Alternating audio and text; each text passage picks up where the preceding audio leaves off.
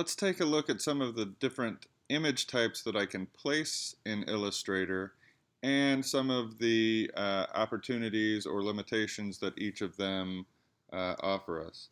I'm going to start by zooming in. Let me zoom out again.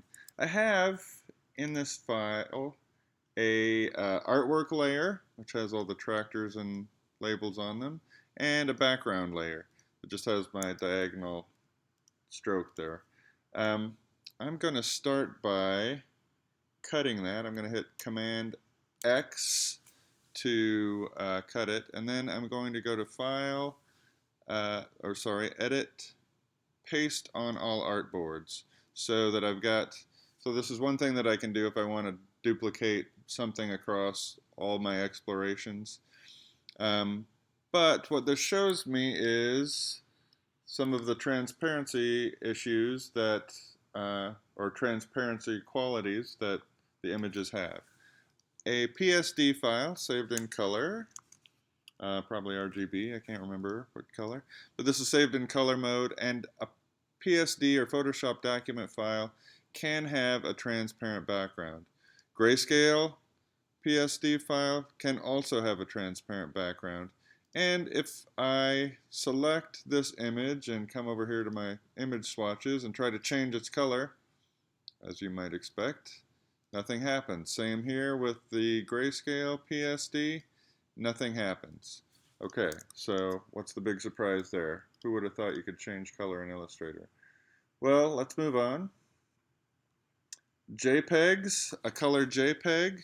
JPEGs cannot have transparent backgrounds. So even if, it can have a color background. In this case, the color is white. But I can make JPEGs appear kind of transparent if I change the transparency blending mode with the transparency tool. If I shift this to multiply, the multiply blend mode makes white completely transparent. There are other versions of the transparency filters, but multiply is one of the simplest, and it adds basically this blue and green, or blue and red together to get this kind of darker color. I can also do that with the grayscale image, but here's a wrinkle, right? If I select this tractor and now come over here and try to change its color, it does. So as long as this is saved as in grayscale mode in Photoshop, if I come over here and look at my tractor gray JPEG, it is in image mode grayscale. If I save this as an RGB color, it will not work. It will look black and white, but I won't be able to change its color.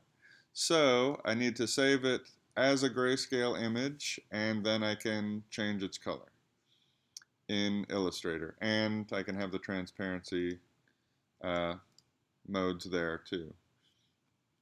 All right, PNGs, PNG files can have a transparent background, but their color will not change. So you get the transparency, but no color change. The advantage of PNGs over Photoshop files is, from a memory standpoint, these take up a lot less memory, so your Illustrator file won't get bogged down with great big images. Moving on to TIFFs. As long as the TIFF doesn't have multiple layers in it, as long as there's only one layer in the TIFF, I can place a color TIFF. It does not have a transparent background, either in color or grayscale mode, but the TIFF can change color. So normal, multiply, it's not a very good color. Something like that, right? What about this one? This is an image that's in front of that color background, but it doesn't have a fill color, and if I look at its transparency, it's in normal mode.